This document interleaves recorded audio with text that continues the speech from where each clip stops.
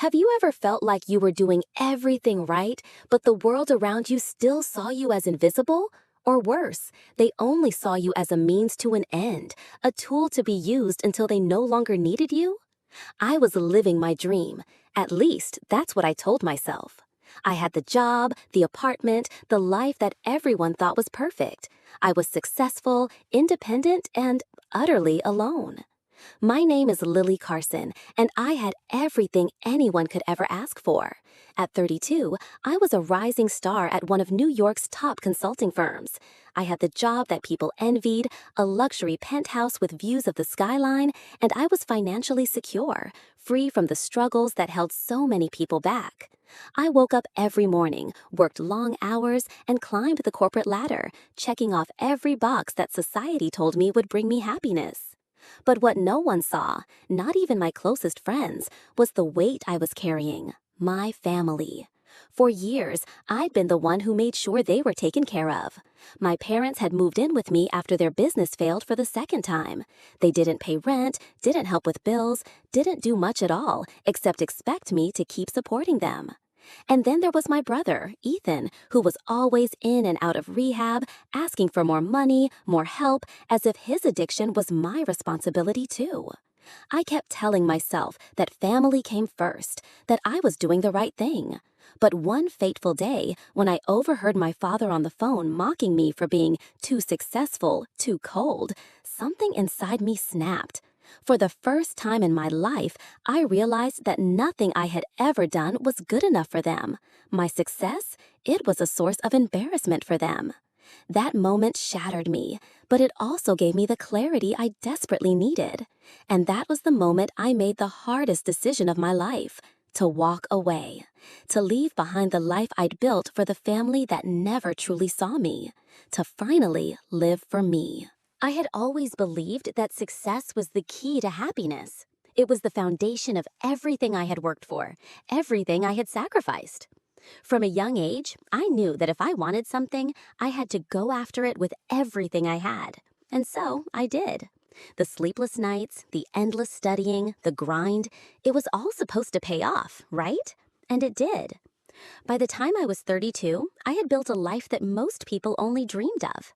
I graduated from Harvard with an MBA, secured a high-paying job at one of New York's top consulting firms, and quickly climbed the corporate ladder. Promotions came faster than I could have imagined. I had the title, the office, the respect, and even the corner penthouse apartment overlooking Central Park. People looked at me and they saw someone who had it all together, the perfect career woman, the perfect success story, and I let them believe that. Each day, I followed my routine like clockwork. I woke up at 5 a.m., well before the rest of the city even stirred. There was no snooze button for me. I had goals and I wasn't about to let anyone or anything get in the way of them. I hit the gym for an intense hour-long workout, making sure I stayed fit and sharp for the challenges ahead. My days were packed with back-to-back meetings, high-profile clients, and strategic planning sessions. I was a force at work, recognized as one of the rising stars of the firm. Victoria, my boss, always had high praise for me. "You've got what it takes, Lily. You're going places," she'd say. And I knew she was right. After all, I'd worked my tail off to get here. On the surface, everything looked perfect. But beneath it all, something was missing. Sure, I had the career, the money, the luxury apartment, things most people would envy. But no one really knew what happened when I walked through the door at the end of the day. No one knew about the emptiness that greeted me in my perfectly furnished apartment. I'd always prided myself on my independence. After all, it was my independence that had gotten me to where I was. I had never relied on anyone, never needed anyone. But deep down, I wasn't immune to the weight of loneliness. I filled that emptiness with work, with meetings, with business trips, convincing myself that I didn't need more than what I had, that I was happy. But as time went on, I started to realize that happiness wasn't coming from my career. It wasn't coming from the deals I closed or the praise I got from my boss. No, it was coming from something else. The idea that I was doing something good for my family. It started innocently enough. My parents, Peter and Olivia, had always been supportive of me, or so I thought. They'd always encouraged me to pursue my dreams, to focus on my education and career. But then life happened. My father's business went bankrupt for the second time, and my parents found themselves in a bind. I had just closed on my dream apartment when they called me, asking if they could stay with me for a while, just until they got back on their feet. I didn't hesitate. It was family. Of course they could stay with me. 2 months later, they were still there. And then 3 years passed. By then, they had stopped contributing altogether. My dad spent his days at home, watching TV, applying for jobs he never seemed to get. My mom, who had never worked a day in her life, volunteered at church and met with her friends for lunch every Wednesday. Meanwhile, I was paying for everything: the mortgage, utilities, groceries, even their cell phone bills and car insurance. I didn't complain at first. After all, they were my parents. But as time went on, I started to feel like I was drowning. I was the successful one. I was the one who had the means to help. But it was exhausting. I felt like I was the only one holding everything together. And yet, I kept doing it, telling myself that this was what I was supposed to do. This was what a good daughter did. But as the years passed, I began to realize something important. They were never going to see me for who I truly was. To them, I wasn't a person.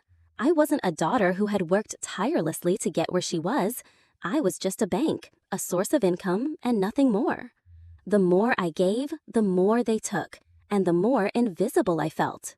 My life, my accomplishments, they didn't matter to them. They were too focused on their own needs. They didn't understand what I had sacrificed to get where I was. They never asked how I felt. They didn't care. And I began to resent them for it, even though I didn't want to admit it to myself. But at the end of the day, I kept going. I kept pushing through, thinking that I was doing the right thing, that I was a good daughter, that success would bring me happiness. But it didn't. And that's when everything started to change. As the months passed, I couldn't help but notice the growing gap between the life I was living and the life I had imagined for myself. It wasn't just that my parents were still living with me, relying on me for everything. It wasn't just that they hadn't made any real effort to contribute, not even once. It was that I had allowed it to go on for so long, thinking that I was doing the right thing, that I was somehow fulfilling some unspoken duty as their daughter. But the truth was becoming clear. I was being taken advantage of, and I was letting it happen. I had always been the responsible one, the one who followed the rules, the one who didn't complain. But something was starting to break inside me. I felt like I was giving everything and getting nothing in return. Every day, I woke up at 5 a.m., just as I had always done, to get ready for work. I'd go to the gym, work for hours at my desk, attend meetings, and close deals. But then I'd come home, and the exhaustion I felt wasn't just physical. It was emotional, like carrying a weight no one else seemed to notice. At the end of the day, I'd walk through my front door, and there they were, my parents, sitting on the couch, watching TV, waiting for dinner, never acknowledging how hard I was working or how much I was doing to keep the household running. It was like I was invisible to them. And that was the hardest part, the feeling of being invisible, not just to them, but to everyone. I had spent years building my career, achieving things that most people could only dream of. I'd climbed the corporate ladder, earned the respect of my colleagues, and was making more money than I ever thought possible. But at home, none of it mattered.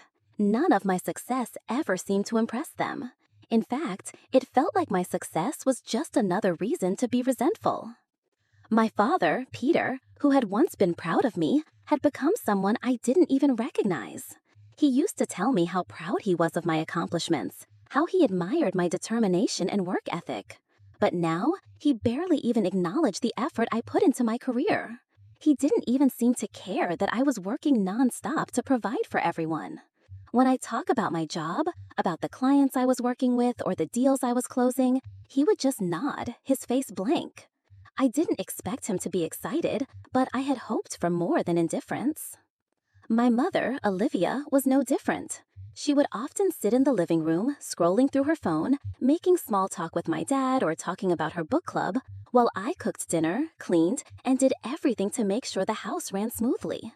It wasn't just the lack of gratitude that bothered me, it was the complete disregard for how hard I was working.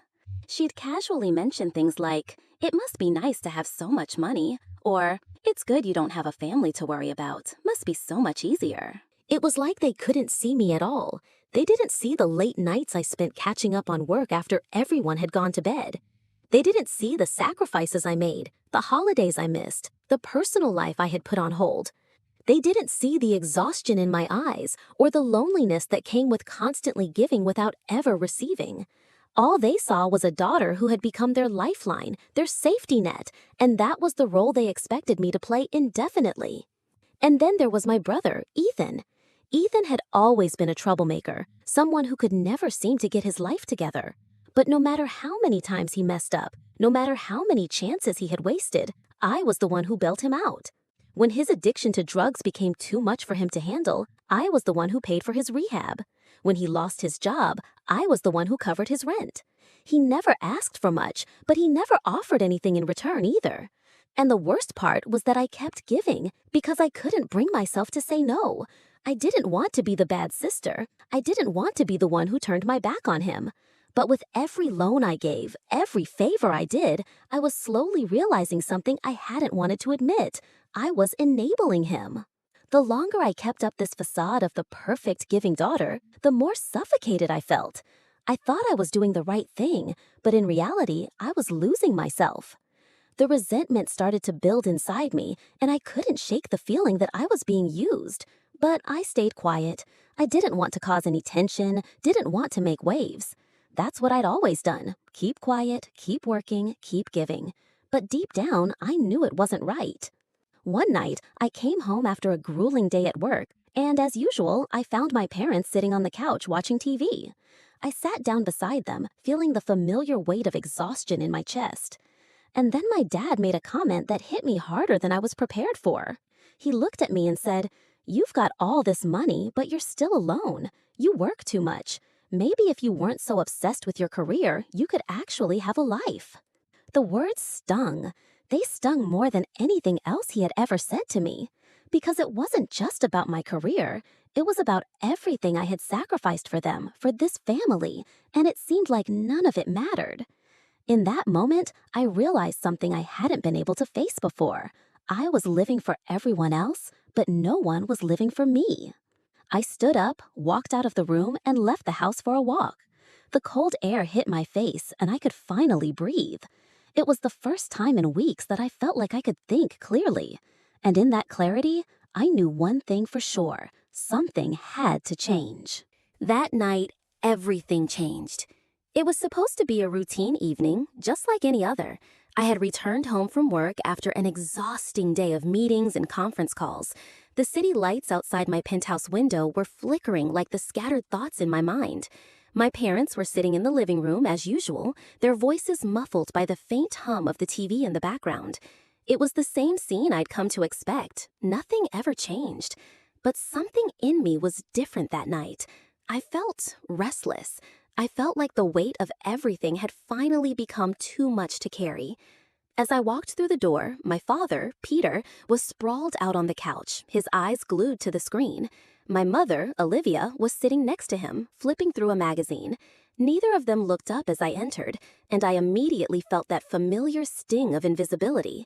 It wasn't that they didn't notice me, it was that they didn't really see me. They never had. I had been holding on to this image of the perfect family for so long, convincing myself that if I just kept giving, kept being the daughter they expected me to be, things would eventually get better. But that night, I started to see the cracks in that image, cracks I had been too afraid to look at before. I didn't even realize I was tense until I heard my father's voice.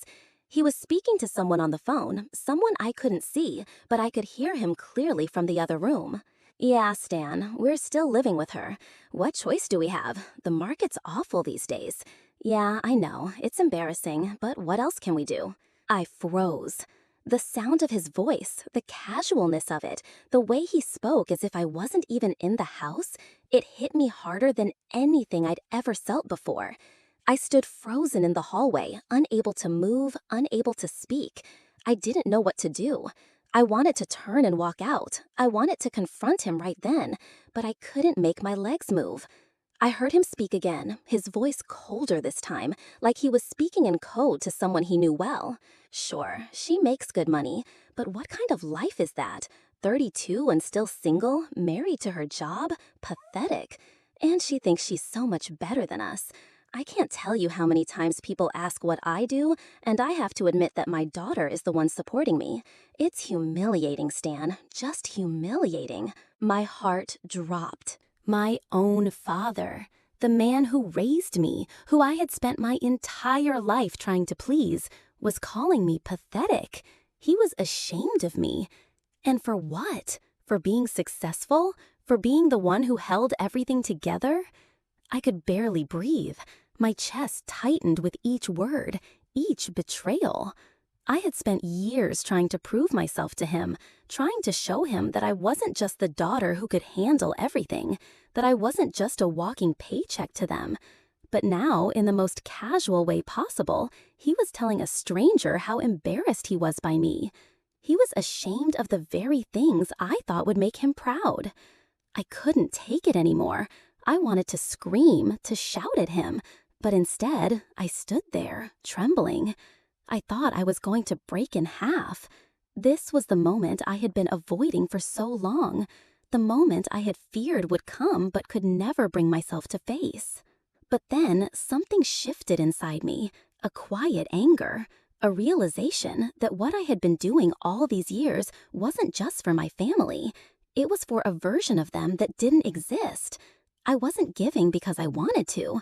I was giving because I had been made to feel like it was my only role. I had been conditioned to believe that if I didn't take care of them, I wasn't being a good daughter.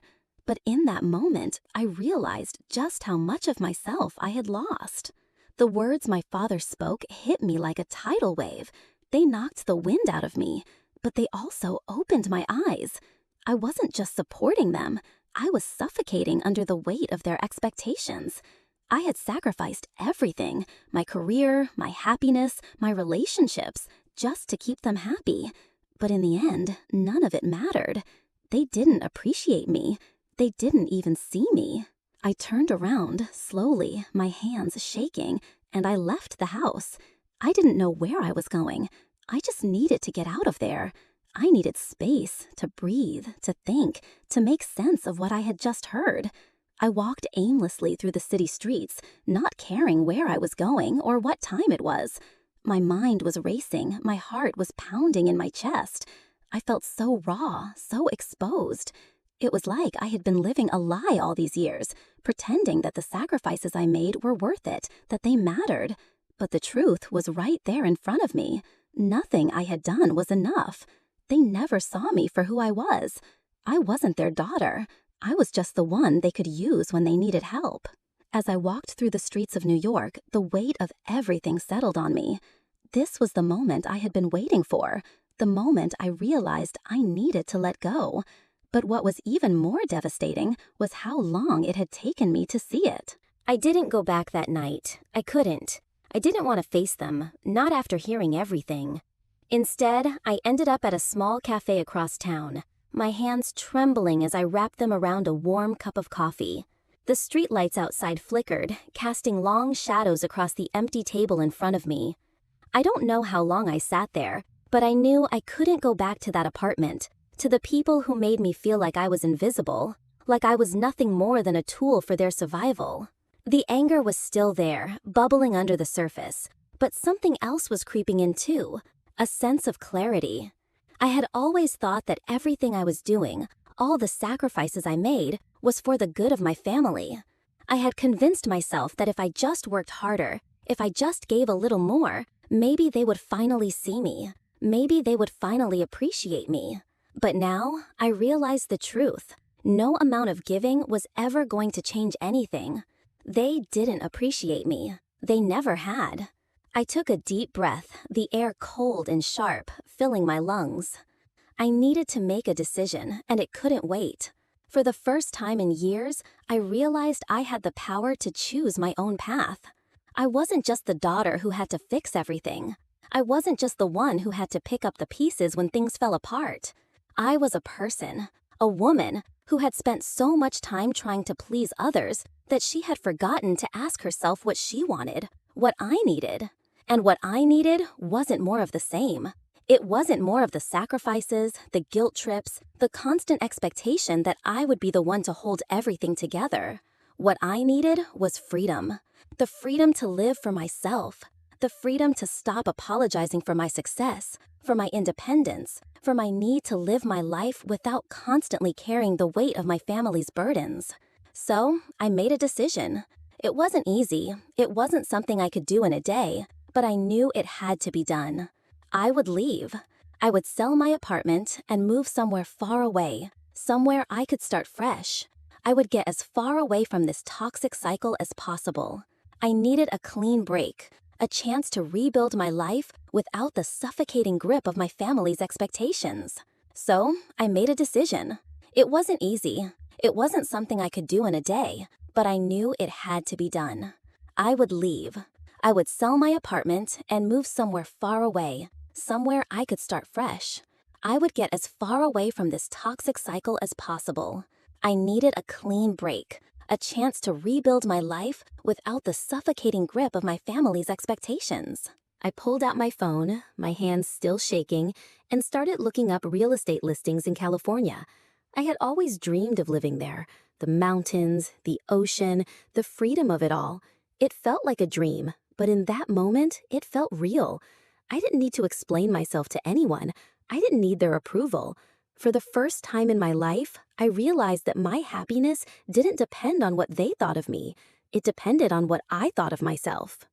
The next morning, I woke up early, as usual, but this time I wasn't dreading the day ahead. This time, I was excited. For the first time in months, I felt like I was in control. I called a real estate agent and set up a meeting to sell my apartment. I reached out to my financial advisor to discuss options for moving to California, and I started looking for job opportunities, real opportunities that would allow me to build a career I was passionate about, not just one I had fallen into because I thought it was what I should do. I knew it wasn't going to be easy. There would be hurdles, there would be guilt, there would be people who tried to tell me I was making a mistake. My family, especially. They would try to guilt me, make me feel like I was abandoning them. But I had already made up my mind. I was tired of being the one who was always expected to fix things. I was tired of being the one who was always expected to give and never get anything in return. It wasn't just about money. It was about respect, about being seen for who I truly was, not just for what I could do for them. When I finally called my parents to tell them, I did it with a calmness I didn't even know I had. I wasn't angry anymore. I wasn't upset. I was just resolute. I explained that I was selling the apartment, that I was moving to California, and that I needed to do this for myself. Their reactions were exactly what I expected: anger, disbelief, guilt. But I didn't back down. I repeated, calmly but firmly, I need this. I need to do this for me. After the call, I felt a sense of relief wash over me. It was like a weight had been lifted from my shoulders. I didn't need their approval anymore. I didn't need them to understand. I didn't need them to be proud of me. I just needed to live my life for me. And in that moment, I finally realized something. I had been waiting for their approval my whole life, but what I needed was my own approval. I needed to approve of myself, regardless of whether they did or not. The decision to leave wasn't just about moving to a new city or starting a new job. It was about reclaiming my life, my happiness, and my sense of self. It was about no longer being the person everyone else expected me to be and finally becoming the person I was meant to be. I was ready to step into my own life, ready to break free from the chains that had bound me to my family's expectations. I had spent so long trying to be what they wanted me to be, but now I was going to be what I wanted to be. And for the first time in my life, I was excited about the future. Once I had made my decision, there was no turning back. For the first time in years, I felt like I was truly in control of my life, and I was determined to make this change happen.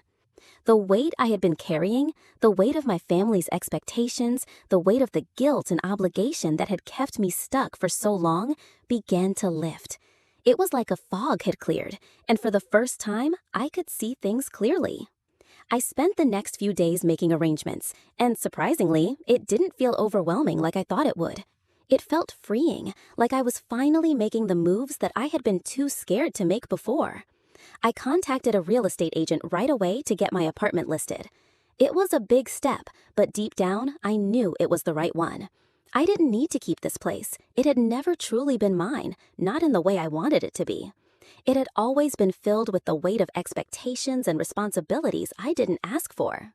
While I waited for the agent to schedule a visit, I started looking for a place in California. I didn't know exactly where I wanted to go yet, but I knew I had to leave New York.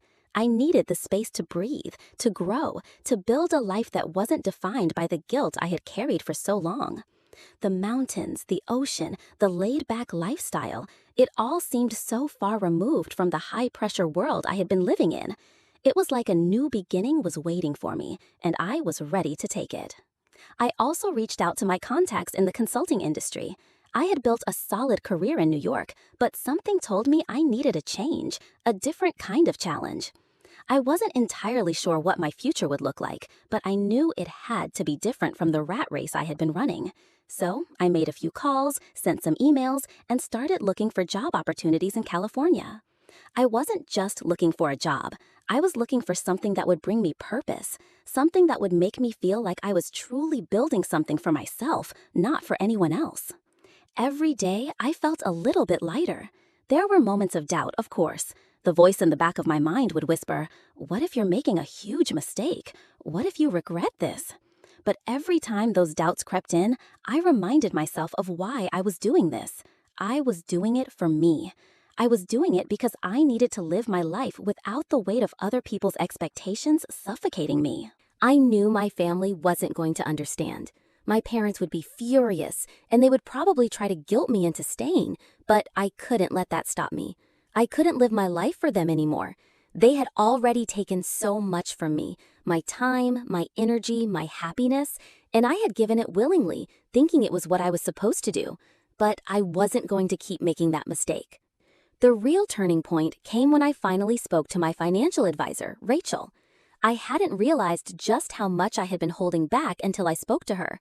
When I told her about my plan to sell the apartment and move to California, she was supportive, but she also made me face something I hadn't been willing to confront. "Lily," she said, "this is a big step. You're not just changing your career or your address, you're making a lifestyle change, and that takes courage." It hit me then. I had been so focused on the logistics of the move, the apartment sale, and the job search that I hadn't fully processed the emotional weight of it all. I wasn't just running away from New York or my family. I was running towards something new, something that could finally be mine without the shadow of my past following me. That night, I sat down and wrote a list, things I needed to do before leaving New York and things I wanted to accomplish in California. It was a practical list, but it was also a list of hopes. I wanted to find a job that made me excited to wake up in the morning. I wanted to build a home that was truly my own, where I could relax and feel at peace. I wanted to finally create a life where I didn't feel like I was constantly giving without receiving. The next few weeks flew by. My apartment sold faster than I expected, and the moving process was surprisingly smooth. It felt surreal, packing up my life, saying goodbye to the place that had been both a sanctuary and a prison for so long. But there was no sadness. There was only anticipation, a feeling that something bigger was waiting for me on the other side. I started looking for places in the mountains, near the coast, somewhere with a slower pace of life. I found a beautiful apartment in a small town outside of San Francisco, and it was everything I had dreamed of. There was space to breathe, space to think, and most importantly, space to be myself. The move felt right. It felt like the beginning of something new. I was starting over, and it felt freedom.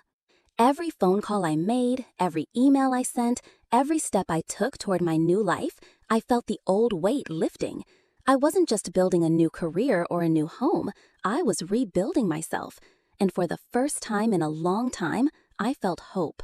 I felt like I was finally on the path I was meant to be on. The day I called my parents to tell them about my decision to leave was the day everything became real. I knew it wasn't going to be easy. I had spent years avoiding this moment, this confrontation, because deep down I feared the fallout. But as the days passed, my resolve only grew stronger. I wasn't the same person who had been afraid to rock the boat, the person who had let guilt dictate her every move. I had made my choice, and I wasn't going to apologize for it. I dialed the number, feeling the cool weight of the phone in my hand. When my mother picked up, her voice was familiar, warm even, but it didn't comfort me anymore. It hadn't in years. The woman I once thought of as my rock had turned into someone who saw me as nothing more than a resource to be used. "Hey, Mom," I said, my voice even. "I need to talk to you and Dad. It's about the apartment." There was a long pause on the other end, and I could hear my mother's voice shift slightly. "What's wrong, Lily?" she asked, though the concern in her voice felt forced. "I'm selling it," I said, the words coming out flat, almost robotic. "I'm moving to California. I've already made the arrangements. The place is listed, and I've already found a new job." Her silence was all I needed to hear. I could feel the tension building on the other side of the phone line. "What? California?" she finally stammered. "But Lily, you can't just leave. What about us?" I let out a breath. This was it, the moment of truth. I've already made up my mind. I need to do this for me. I'm done here. I've been supporting you both for years, and I can't do it anymore.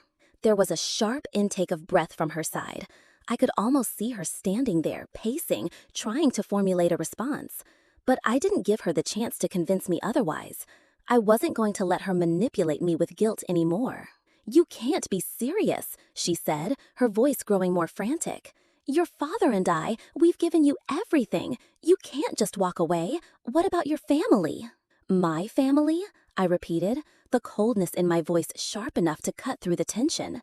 "You've never seen me as part of this family. You've seen me as a paycheck, a means to an end.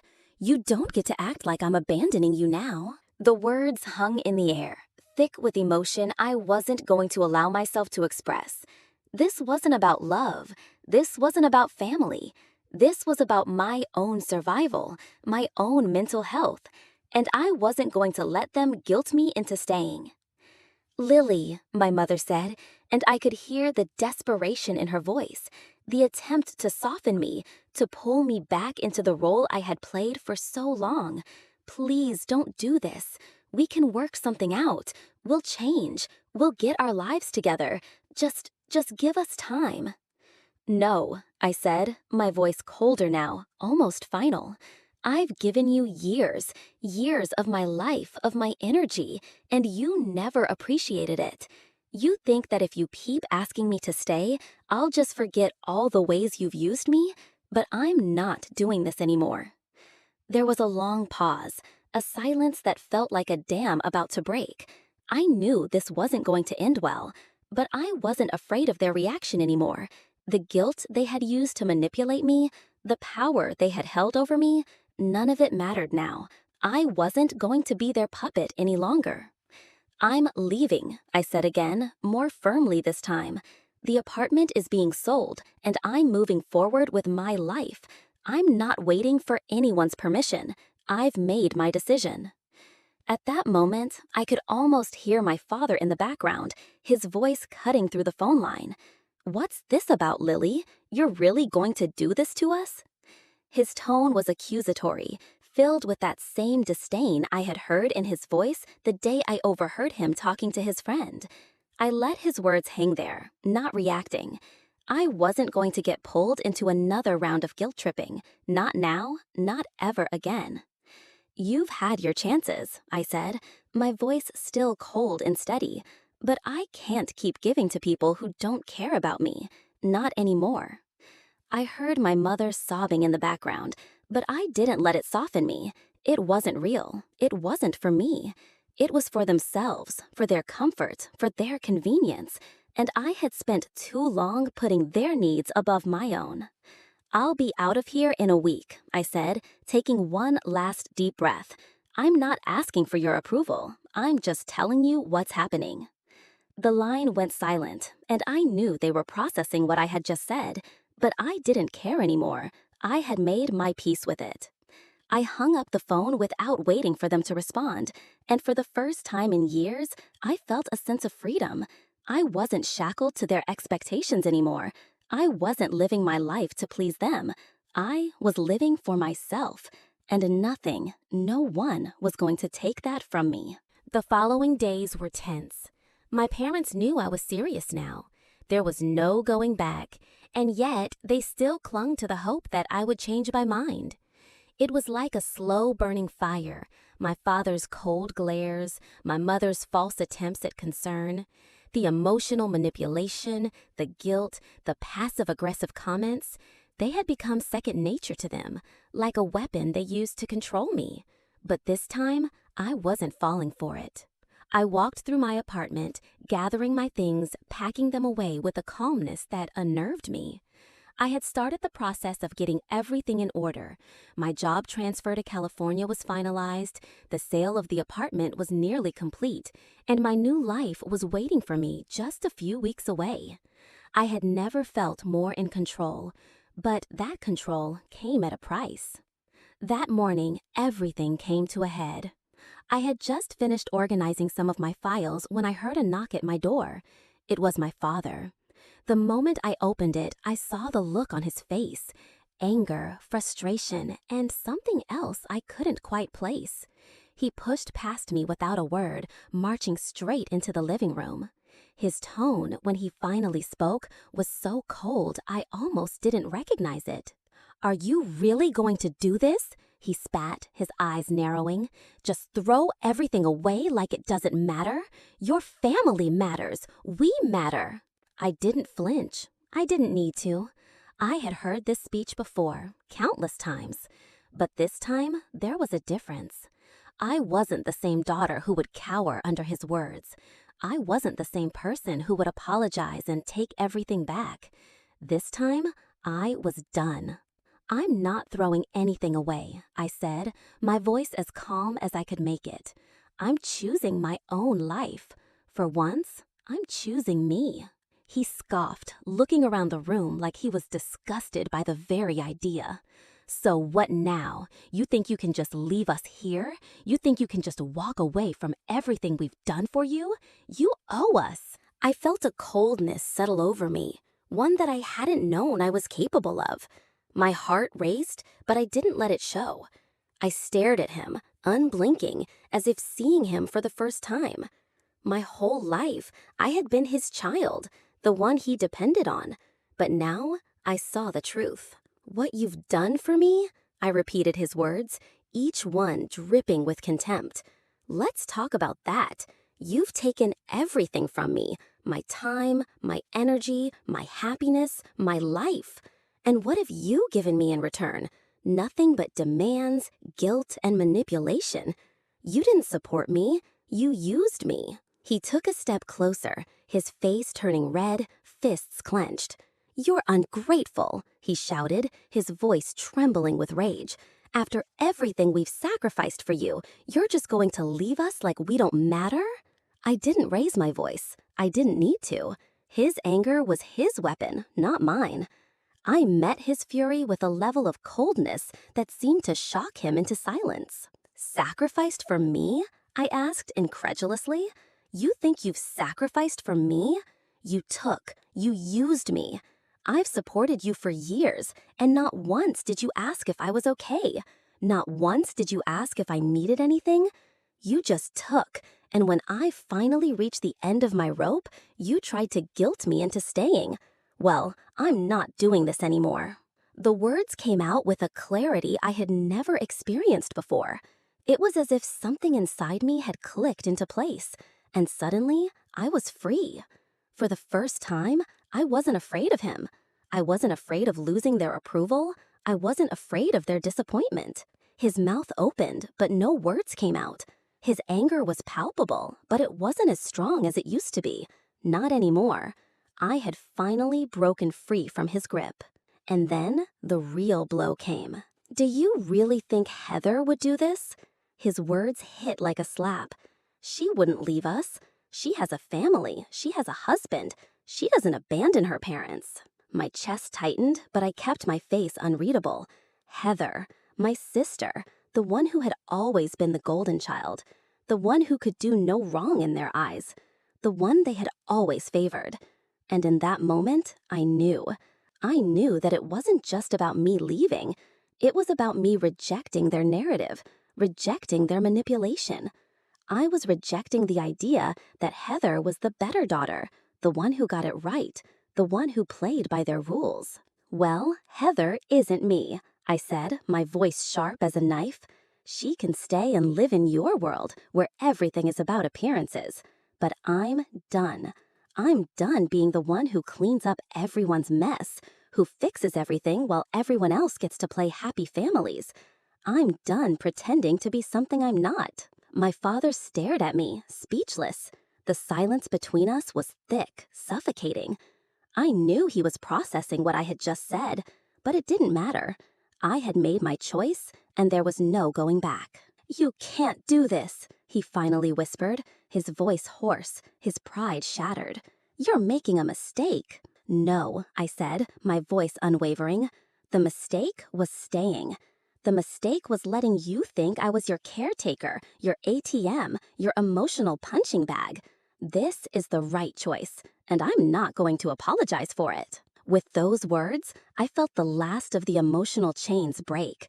My father stood there, stunned, his face a mask of disbelief. But I didn't wait for him to say anything else. I turned and walked away, leaving the past behind. I didn't need his approval. I didn't need anyone's approval. I had finally taken control of my life, and nothing was going to stand in my way. The days that followed the confrontation felt like a strange mix of numbness and relief. I thought the hardest part would be the fight itself, but in truth, the real challenge was what came after. The aftermath, the silence, the way the air in my apartment, my life, suddenly felt different, lighter almost. It was as if a weight I had carried for so long had been lifted off my shoulders, and now I had to learn how to breathe without it. I wasn't sure what I had expected from my parents after that final conversation. Maybe I thought they would be angry. Maybe I thought they would beg me to stay, pulling out every emotional card they had left. But they didn't. They simply retreated into their silence. My father, who had once been my biggest critic, didn't call me for days. My mother, who had always been the one to guilt-trip me, didn't say a word. It was as if they were giving me space to make my decision. But deep down, I knew it wasn't really space. They just didn't know how to make me stay. For the first time, I didn't care. I had spent so many years trying to keep them happy, trying to fit into the role they had carved out for me. But now, it felt like I was finally breathing for the first time. I wasn't walking on eggshells anymore. I wasn't carrying their expectations like a burden. I was finally free to do what I needed to do for myself. And that, in itself, was worth everything. I spent the next week finalizing the sale of the apartment. It happened faster than I had anticipated. There was no back and forth, no waiting for a buyer to show up. It was almost too easy. And that's when it hit me.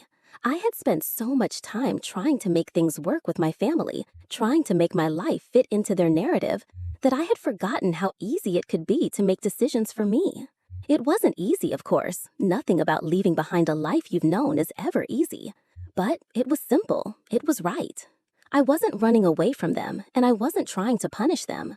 I wasn't looking for revenge, though I'm sure they might have seen it that way. No, my decision to leave wasn't about them. It was about me. It was about finding a sense of peace that had eluded me for far too long. I had given them everything, my time, my money, my energy, and it still wasn't enough. They had taken, and I had nothing left to give. But this time, I wasn't giving anymore. I was taking my life back. When the day finally came to leave New York, I felt a quiet strength building inside me. I didn't feel the need to explain myself to anyone. I didn't feel the guilt I thought I would feel. I didn't owe anyone an explanation. Not to my parents, not to my friends, not to anyone. I had spent so many years explaining myself, justifying my decisions, trying to make everyone understand me. But this time, I didn't need anyone to understand. I was ready to embrace the unknown, ready to build a new life in California. I had been in the corporate world long enough to know that the lifestyle I had built wasn't the only way to live. I didn't have to be defined by my job, my accomplishments, or my family's expectations. I could be something more. I could be me. And that was all I needed to know. As I packed the last of my things into the car and headed to the airport, I felt a sense of peace that had eluded me for so long. The apartment, the city, the life I had built, it was all behind me now. And ahead of me was a new beginning, one that was mine to shape. I wasn't running from my past. I was walking toward my future. The flight to California was long, but the moment I stepped off the plane, I felt it. The difference. The air was fresher. The people seemed calmer. There was no frantic rush to go somewhere, nowhere to be. It was as if the pace of life was different here, more in tune with what I had been longing for. I found a small apartment in a quiet neighborhood, just enough space for me to breathe, for me to finally have a place that felt like my own. No more pressure, no more living up to someone else's standards. The apartment had big windows that let in the sun, and every time I sat by the window, I could feel the warmth on my face, a reminder that I was starting fresh. I started working for a small, innovative company that valued work-life balance and the well-being of its employees. It wasn't the corporate grind I had grown accustomed to, but I found myself actually enjoying the work. I could feel the creativity flowing again, the excitement I had once felt for my career but had long lost. It wasn't just about the job anymore. It was about finding fulfillment in my life. But the most important thing was the peace, the stillness in my heart that had been missing for so long. I had spent so many years in a constant state of anxiety, constantly wondering if my family was proud of me, if they were disappointed in me. But now, none of that mattered. I wasn't seeking anyone's approval anymore. I was living for myself. I still spoke to Heather occasionally. We had our moments, our small talks about life, but the dynamic had changed. She had always been the golden child, the one my parents relied on for emotional support. But I wasn't the one who had to carry them anymore. And I think, deep down, she knew it too. Our conversations were more genuine now, less about the past and more about our future. I still felt a tug of guilt when I thought about my parents, but it wasn't the crippling, all-consuming guilt it once was. It was a quiet reminder of what I had given and what I had finally taken back for myself. Leaving wasn't about revenge. It wasn't about hurting anyone. It was about healing. It was about finding peace and putting myself first for the first time in my life. And for the first time, I knew it was the right decision. 6 months had passed since I left New York, since I decided to finally break free from the life that had suffocated me for so long. And looking back, I could hardly recognize the person I was when I walked away from that apartment. The woman who was once constantly trying to please everyone, who was always in a rush to be everything for everyone, is now a woman who has finally learned to prioritize herself, to put my own peace, my own happiness at the forefront. I had settled into my new life in California, and every day I woke up feeling a sense of gratitude that I had never truly known before. My apartment was small, but it was mine. It was quiet. It was peaceful. I had no more late-night calls from my parents asking for money, no more guilt trips, no more emotional manipulation. I wasn't tethered to anyone's expectations but my own, and that, more than anything, was what I needed. The job I took here was a refreshing change. It wasn't as high-powered or fast-paced as the consulting firm in New York, but it was fulfilling. It allowed me to be creative, to think outside the box, to work with people who respected me, not because of what I could provide, but because of who I was. The environment was healthy, supportive, and focused on work-life balance. It was everything I had wanted but never knew existed. My mornings were no longer consumed by anxiety or rushing to meet deadlines. I could wake up at my own pace, have coffee in my cozy apartment, and actually enjoy the start of my day. I went on hikes in the nearby hills, something I'd always wanted to do but never had time for.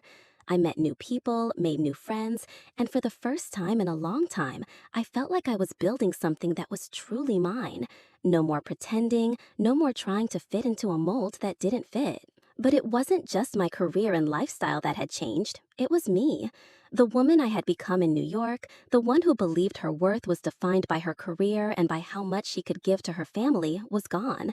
In her place was a woman who had learned how to set boundaries, how to walk away from toxic relationships, how to stand tall and say, "This is who I am, and I will no longer apologize for it." It was empowering, it was freeing, and it was terrifying at times.